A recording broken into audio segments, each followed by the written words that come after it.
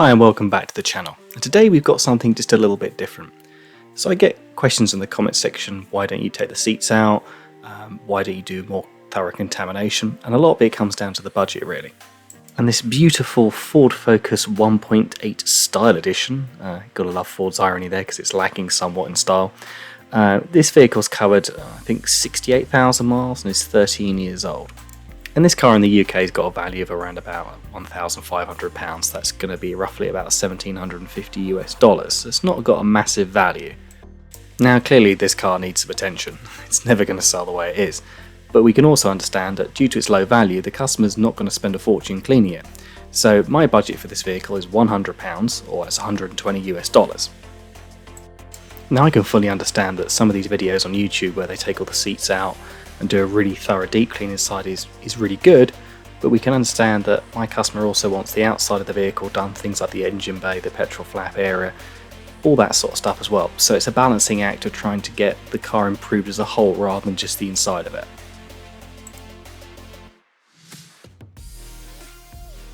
This car's come straight from the body shop to me, so it's had a little repair on the rear quarter panel, and they've left a little pot of paint there in the middle, which is going to enable me to do touch-ups at the end of this car in the right colour, which is kind of really helpful to be honest. So as we can see, the seats in the car have had a bit of a life. There's quite a lot of staining involved there that we're going to need to extract, and also the body shop where they've worked in this rear quarter of the car have got quite a bit of body dust inside here from filler, etc. They tend to be a little bit lackluster on cleanliness when it's a trade job. If it's a retail job, private customer, they'll make more of an effort, so we're going to have to tidy up all that as well.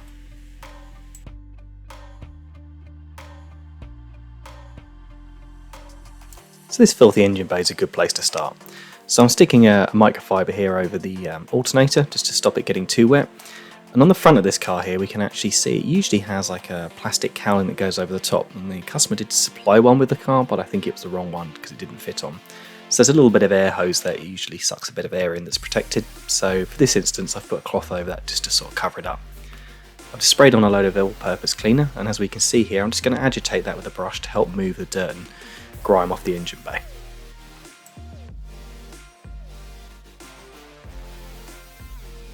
So the all-purpose cleaner and the brush have done a fantastic job in moving all the dirt around the engine bay and loosening it off. So when I introduce the jet wash, I don't have to use a lot of high pressure or have to get too close to the components to risk anything electrical getting damaged. It's just really literally rinsing off the dirt and the all-purpose cleaner.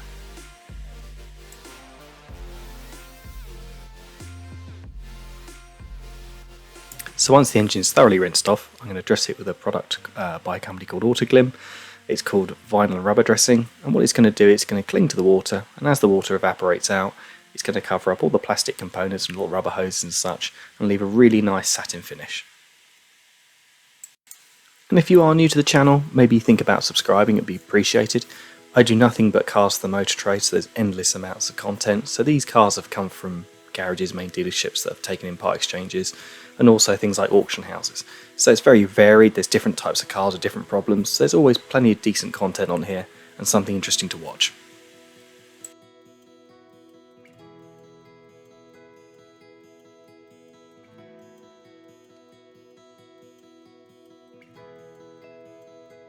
So what I'm going to do next is just cover the entire car with all-purpose cleaner. Quite a strong mix, so what this is going to do is strip off any existing wax, which I think in this car's case it hasn't had that for years, so we don't really have to worry about it. But all the road film and grime and such is going to remove all that.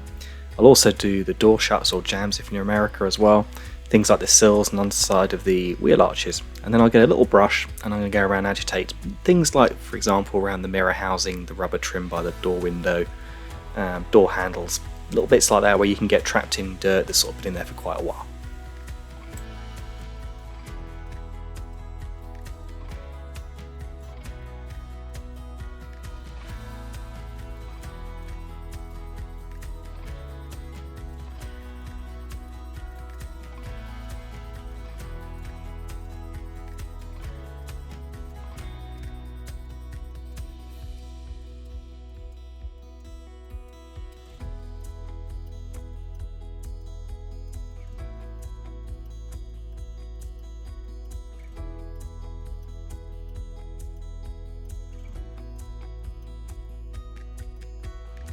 So like most modern cars, this vehicle's got plastic wheel arch liners in the front, and in the rear it's got fabric ones. They do this for sound deadening, it just reduces road noise, it's a little bit nicer in the cabin, but they trap dirt and mud like something rotten.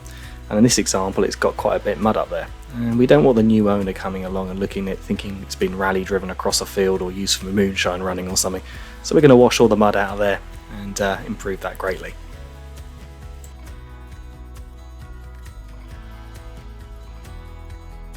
So with the engine bay, fuel flap, door shuts all washed off, we can now look to do the rest of the body of the car. So the all-purpose cleaner's done a really good job of getting the bulk of the dirt off the body. I'm just using a dedicated wash mitt here and some trade car shampoo just to remove the residue of what's left on the panel. Then I'll rinse it off and we'll take it back to the workshop, ready to do the inside.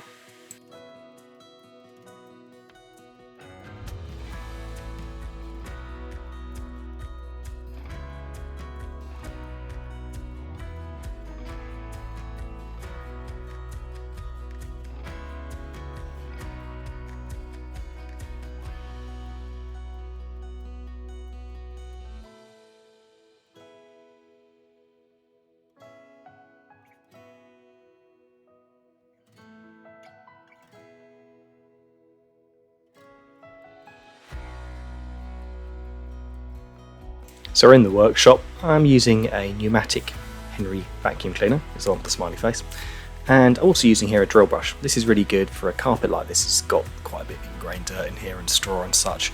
It's fantastic at loosening off all the trapped in stuff between the fibres, enable you to vac up all the dust for a lot quicker.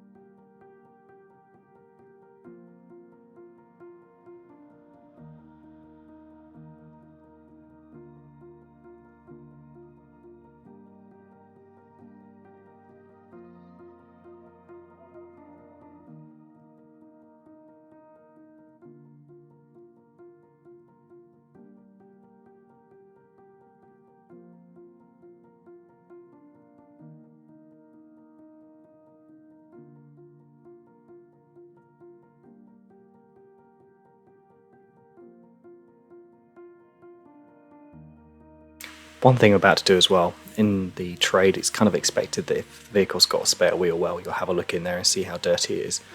Also, as I think I've mentioned in previous videos, it can be an area that you get a water leak from either the rear light clusters or the boot seal. So it's a good practice to sort of pull the wheel out, check there's no water in there, and make sure it isn't full of rubbish and compost and things where somebody might have been down to the local tip.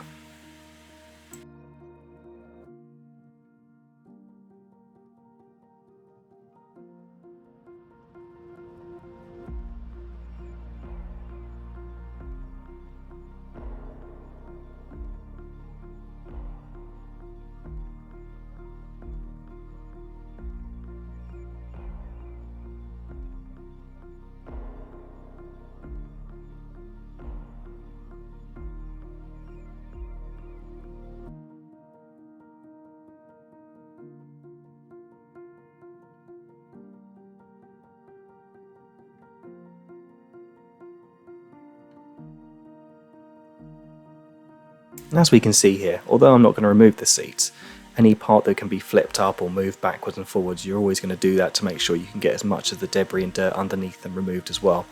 Especially, for example, if someone was to come and view the car and they wanted to see how much luggage space it would have, so they would lift that seat up like we'd see here and then rock the seat forward so it would collapse flat. And of course, if they do that and it's full of rubbish underneath, it just looks really bad.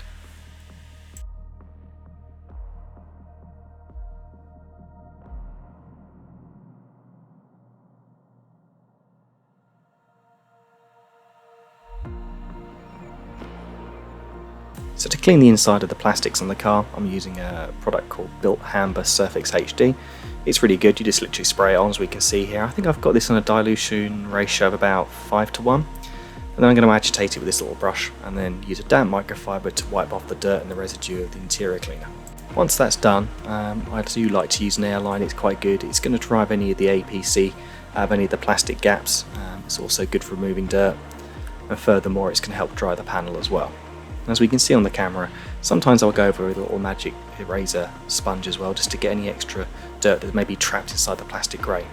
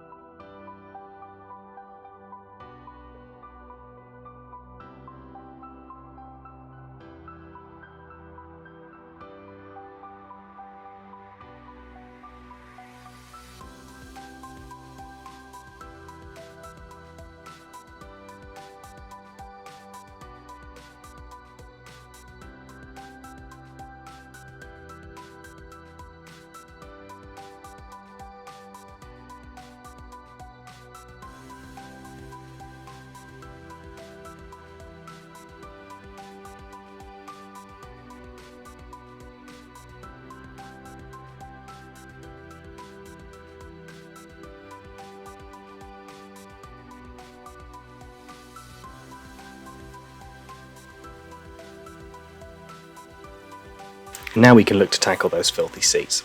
So the machine I use, because I get asked this all the time, it's a Karcher Poozy 110. It's a commercial machine. You can buy different versions of them. Some are cheaper, some are a little bit more expensive. I think this is a mid-range one. It's really good. So again, you can get dedicated carpet shampoo to go in them, or you can use an all-purpose cleaner. Just make sure it's not going to affect the trim colours or anything like that. Most will tell you on the label on the back. When seats are this dirty, I tend to pre-soak them as I'm going around cleaning the plastics in the car, so it gives an all-purpose cleaner just a little bit of a chance to sit on there and start breaking that dirt down. And as we can see here, I'm going to give a little spray just before I go over with the drill brush. Now, you can get varying types of stiffness of a drill brush. This is quite a soft one for obviously on the fabric on the seat. I don't want to go too aggressive on there. But it's going to help break up that dirt on the surface and make it a lot easier to use the extractor and suck it all up with. And although this footage is sped up and you might only see me go over the seat once, in reality you may go over the same seat 5 or 6 times to remove all the dirt out of it. I tend to sort of just keep it to the bare minimum on these videos, because otherwise nobody wants to watch 40 minutes of seat cleaning. It gets a bit boring.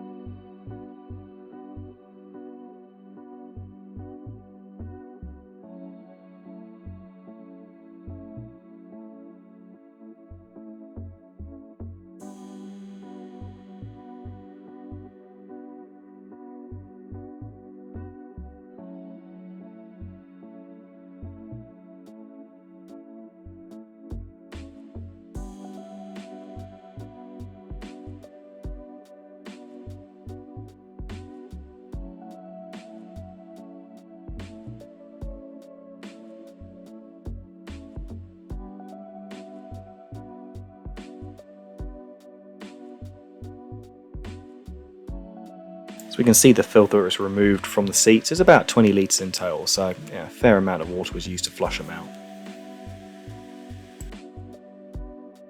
So I'm going to be dressing the trims in Aerospace 303. It's a relatively new product to me and I'm sort of still trialling it, but my initial reaction is it's extremely economical and good value for money. Covers very well and gives a more natural finish at the end of it. It doesn't look too shiny and slimy or anything like that when it sort of dries off.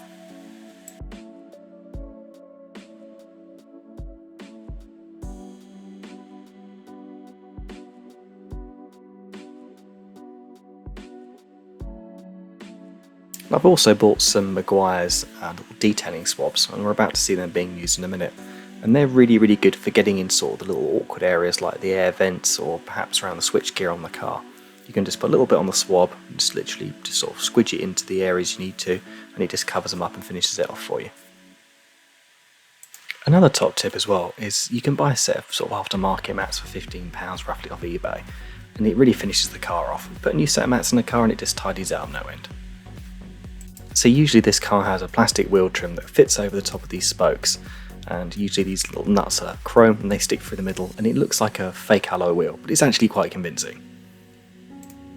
Now this rusty wheel looks awful, so we're going to tidy it up. So this is a little bit of hose pipe. I'm just going to stick that over the tyre valve to stop paint getting on it. And I've got this thing called a spray ring.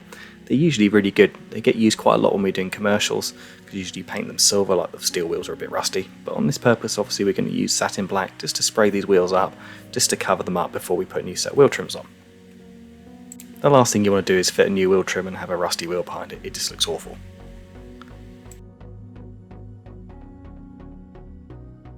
Now the next bit even makes me cringe. So this motor trader has a reputation for buying the nastiest, cheapest wheel trims you can find. So I can only imagine he looked at the top shelf and it ranged from bad, worse, disgusting to absolutely horrific, and he's gone for the last option. These things are so cheap, delicate and fragile, if you cut them a bad look, they're going to shatter. So making installation of these is a bit tricky. Add to the fact that these gold sort of coloured rings stick on the back of them to help fit the wheel trim and make them stay on the car, and the fact there's only 3 in the box when there should be 4, it's going to make my life a little bit harder.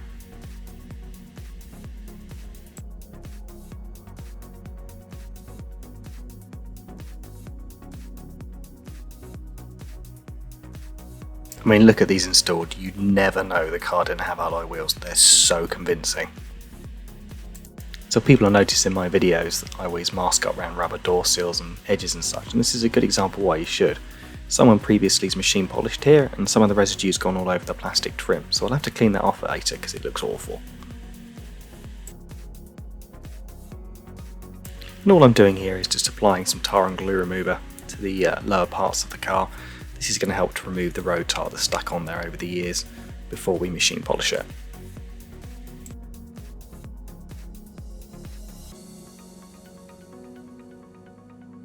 With this done, we can now use a clay bar. What this is going to do is remove any other bonding contaminants of the bodywork, so things like iron filings, pollution, fallout, bits and bobs like that. The clay bar will just glide over the surface of the paint with the clay lube, and it's just going to draw that out into the clay bar and remove it, leaving it really nice and smooth, so when we go over the machine polisher, it's going to buff that paint palette cut very shortly and make it look great.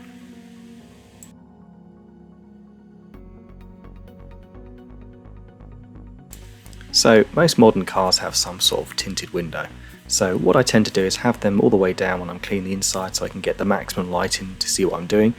And before I start machine polishing the car, I'm just going to put all the windows up 3/4, and then I'm going to clean the top part of the window, because it's something that a lot of people forget, and obviously if you drop down the window you're going to get this horrible tide line.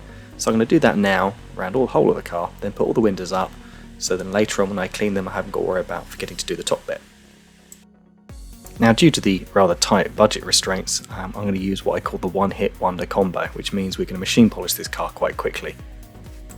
To do this, I'm going to use this Chemical Guys Hexlogic Quantum pad. It's their cutting pad. It's not too aggressive, but it's definitely going to help get through the grime and the sort of light scratches on the paintwork pretty quickly. And the tool I'm going to be using is this really nice battery-powered Flex dual action polisher. It's got a little button here we can press to show the indication of the power levels. Batteries last for about 45 minutes. It comes with 2 in the box, and it takes about 45 minutes to sort of recharge them. So one's charging, one's in use. It's dual action, so it rotates as well as oscillates. As we can see here, if I slow it down the trigger, we can see that in action as well. So what that's going to do is reduce the chance of putting holograms into the paint. And the compound I'm going to be using is Koshchemi H901. It's got very heavy cut content, but it's also got a reasonable amount of gloss as well, so we won't really have to go over the panel with any other after finishing product afterwards.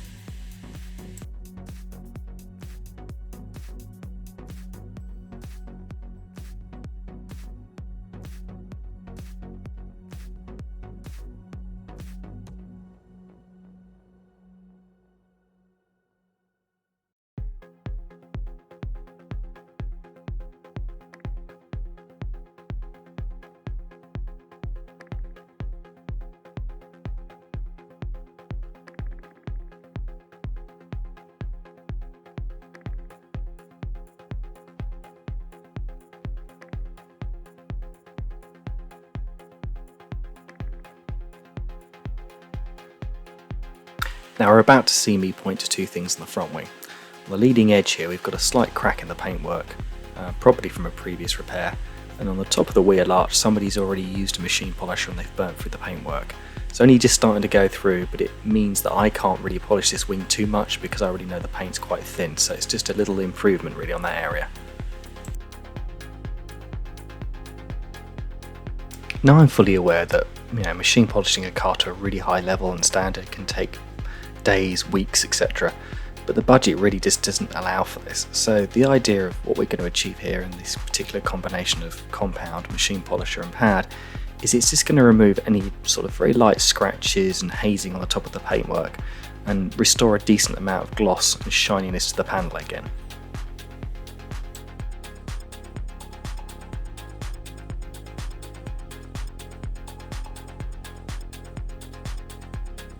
Now I personally wouldn't do this, but this is actually quite amusing. In some places they only ask you to machine polish the top part of the door and to leave the bottom bit, because their idea is, well, you don't really see that bit. I kid you not, but some valeters or cleaners will actually just polish the top part of the door and then below the moulding not bother. It's just not in my nature. I always make sure I do that, the roof, every bit you can. It doesn't matter the budget, you still got to do it, because otherwise aesthetically you could have the top of the panel looking great and in direct sunlight the bottom of the panel looks awful. I don't personally get it, but people do it.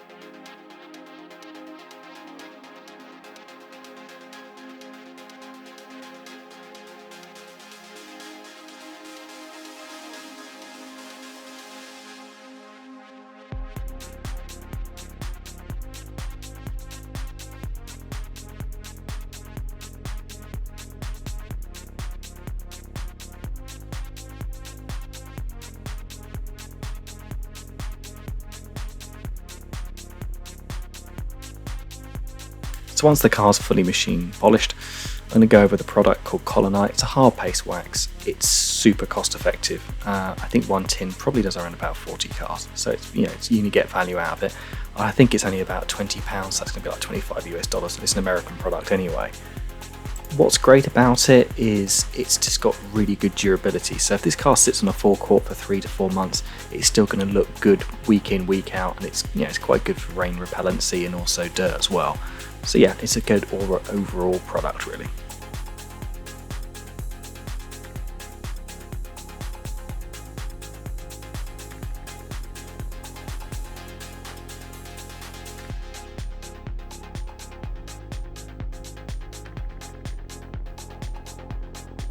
Another top tip as well, when you're cleaning your windscreen, also clean your wiper blades. A lot of people forget to do this. If you put some of the window cleaning solution onto a cloth and then just gently rub it over the rubber blade, you'll be surprised how much dirt and filth comes off those as well. So that when they do go back onto the windscreen, it's got a really good seal and seat on there because all the debris and dirt's been removed. You'll find them a lot more effective as well.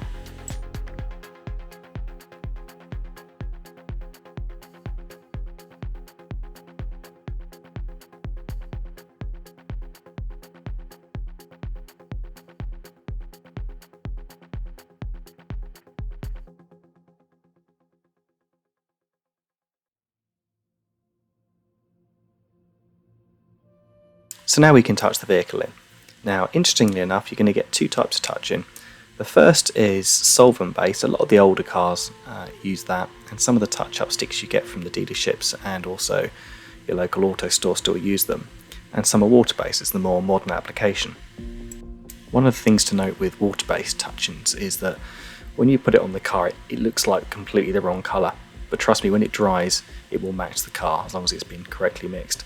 The second thing is that, it will wash off unless you put a lacquer over the top of it. So when you get these little kits with the water-based one, it has a little lacquer stick in there. It's really important you go over the top of it when it dries afterwards. So with all this done, we can now take the car outside and see what it looks like. And £100 later, or $120 US, I think it's turned out pretty well, to be honest. We have to remember this car's low value and the fact we're only trying to improve it. And perhaps if we put a Pirates patch on and squint a bit, those wheel trims don't look that bad. Maybe. Not that bad? No, they're pretty horrific. And as we can see here, I've introduced a before and after in most of these shots just to sort of show the improvement, really. And we can see it's got some real decent reflections down the side of it now, so although it's not perfectly machine polished and to ultimate correction, it's still good enough for a car of a cheaper value.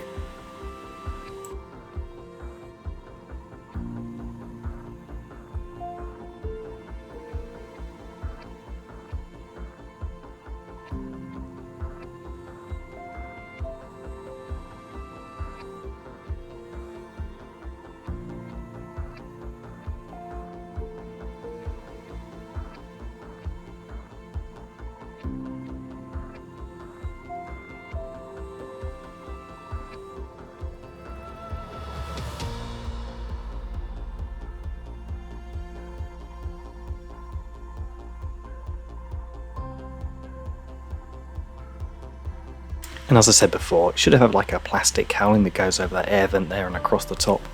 It's in the boot of the car. I think he's got the wrong one, so it won't fit, but I'll let him fix that afterwards.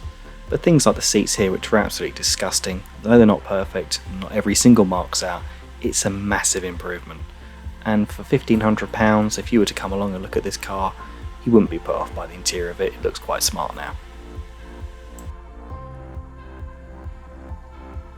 And the sad thing is, in this sort of price point, it's amazing how little some garages spend on cleaning the car before trying to show it.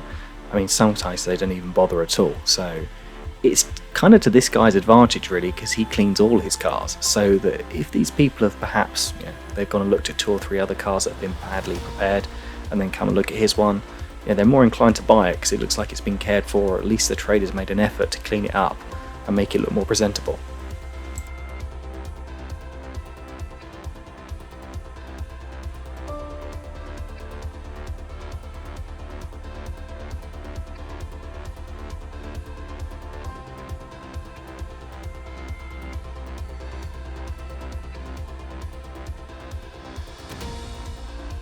And coming up in the next few weeks, we've got a number of different vehicles.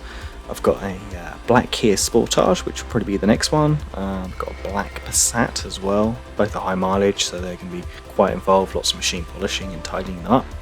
And I've got in the distance coming up a really bad, what was it? It's a Peugeot 3008. And that's going to probably be a 3-parter because it's that bad. It'll be the outside being washed off because it's just covered in mud.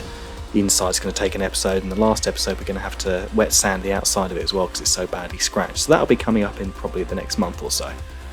So that's good reasons to subscribe. Thanks a lot for watching, and I'll see you in the next one.